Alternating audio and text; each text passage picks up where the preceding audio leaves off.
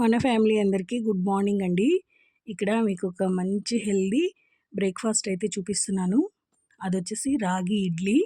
అంటే మామూలుగా మనము పిండిలో రాగి పిండి కలిపి కూడా పెట్టుకుంటూ ఉంటాము. అట్లా కాకుండా రాగుల్ని కూడా నానబెట్టేసుకొని మినపప్పుతో పాటే మిక్సీ పట్టుకొని రవ్వ కలిపి పెట్టుకుంటే టేస్ట్ అనేది బావుంటుంది.